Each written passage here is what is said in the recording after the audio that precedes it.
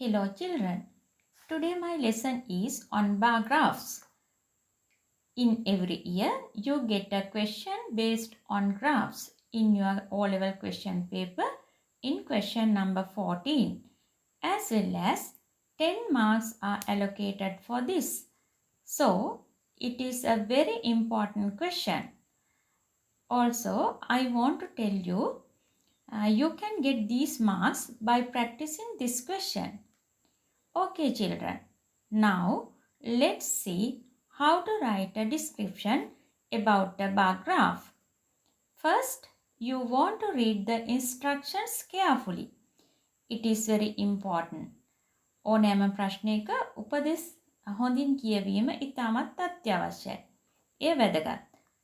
Then you want to study the graph and the given words well. ඊළඟට ඔබ කළ යුත්තේ දී ඇති ප්‍රස්ථාරය සහ වචන හොඳින් අධ්‍යයනය කිරීමයි. Now, let's read the question.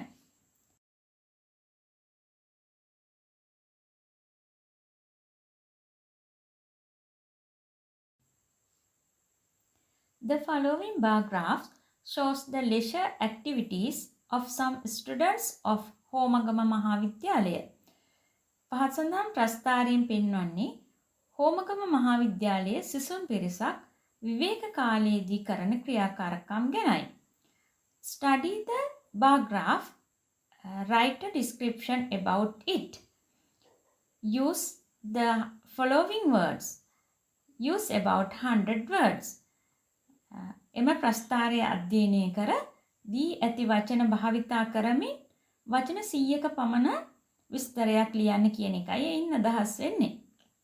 The given words are highest, lowest, equal, least, lower, higher and most.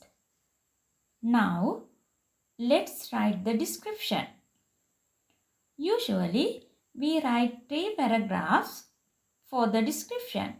සාමාන්‍යයෙන් අපි ඡේද 3කින් සමාන විස්තරයක් මෙහිදී ලියනවා.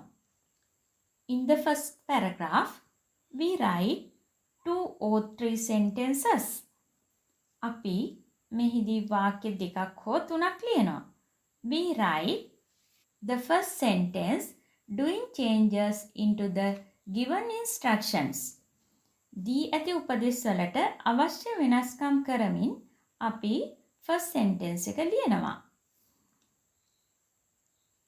You can write the first sentence using one of the following ways. පහත සඳහන් එක් ආකාරයක් පමණක් භාවිතා කරලා අපිට එය ලියන්න පුළුවන්. This bar graph shows. This bar graph illustrates. This bar graph represents. This bar graph depicts. This bar graph gives informations about. This bar graph indicates. ඒ විදිහට අපිට first sentence එක ලියන්න පුළුවන්. Let's start like this. This bar graph depicts the leisure activities of some students of Homagama මහාවිද්‍යාලය. Next, you want to introduce x-axis and y-axis. ඊළඟට ඔබ කළ යුත්තේ අක්ෂ දෙක හැඳින්වීමයි. We call y-axis as vertical axis, then x-axis is called as horizontal axis. අපි y-අක්ෂය සිරස් අක්ෂය විදිහටත් x-අක්ෂය තිරස් අක්ෂය විදිහටත් හඳුන්වනවා. In here, you can write the vertical axis represents number of students while the horizontal axis represents leisure time activities. ඒ කියන්නේ සිරස් රේඛාවෙන් ළමුන් සංඛ්‍යාව නිරූපණය කරන අතර තිරස් රේඛාවෙන් විවේක කාලයේදී ඔවුන් කරන ක්‍රියාකාරකම් දැක්වෙනවා කියන එකයි.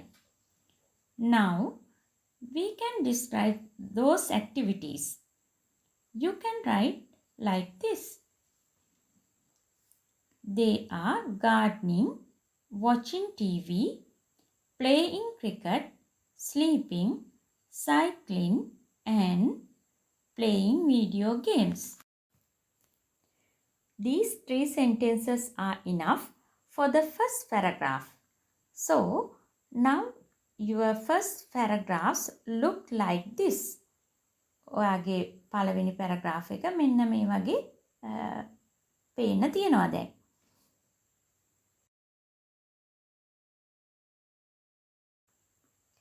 Now, let's move to the second paragraph. Here, you have to use the given words to describe the graph further. Highest, most, lowest, least are the superlative forms. Now, let's look how to use these words in sentences.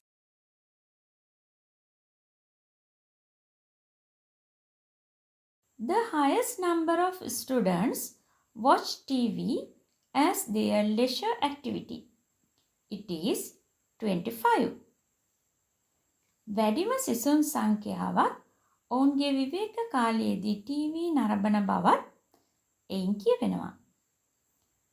Next, we take the word lowest.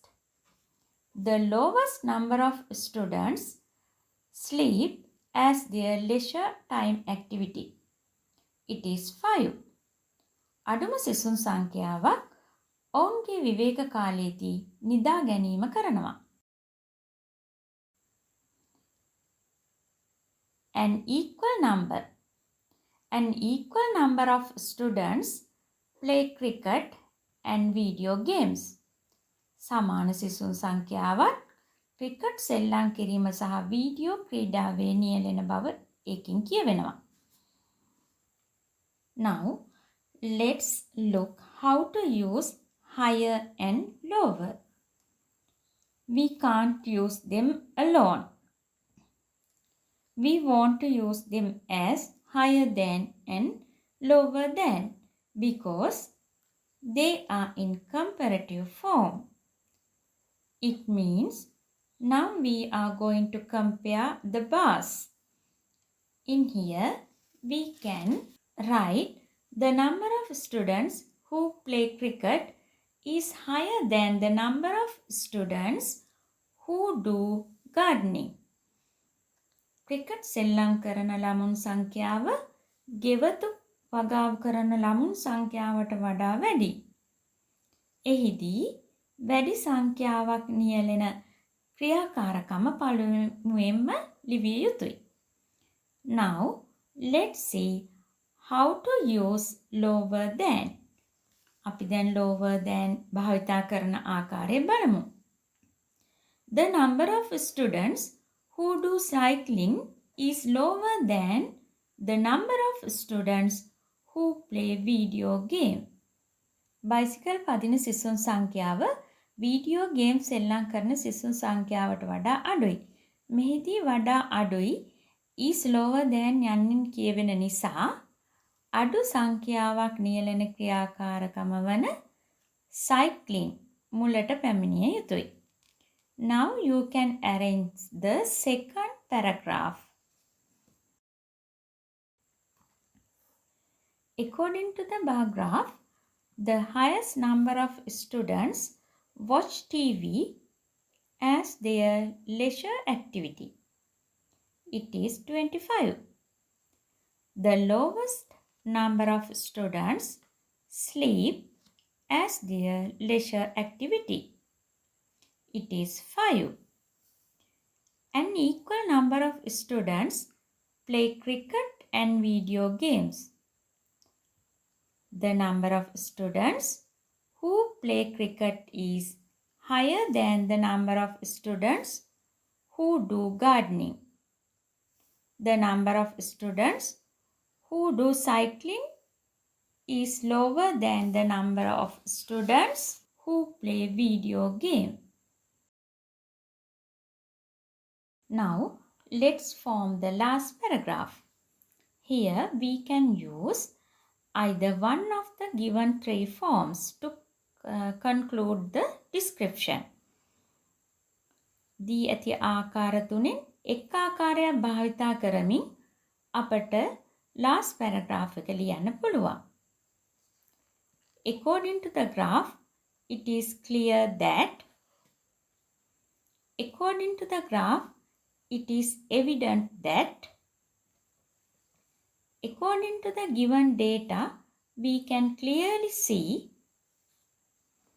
for example, considering the given data, we can clearly see that most popular leisure time activity is watching TV, as well as majority of students engage in inactive activities during their leisure time. It is not good for their health. දී ඇති දත්තවලට අනුව වඩාත්ම ජනප්‍රිය ක්‍රියාකාරකම TV නැරඹීමයි. ඒ වගේම බහුතරයක් ළමුන් ක්‍රියාකාරී බවින් අඩු ක්‍රියාවල නියැලෙන නිසා එය සෞඛ්‍යයට අහිතකර වෙන්න පුළුවන්. Okay children, now we came to the end of today's lesson. We have discussed how to describe the bar graph. Thank you for watching. I will meet you from another lesson.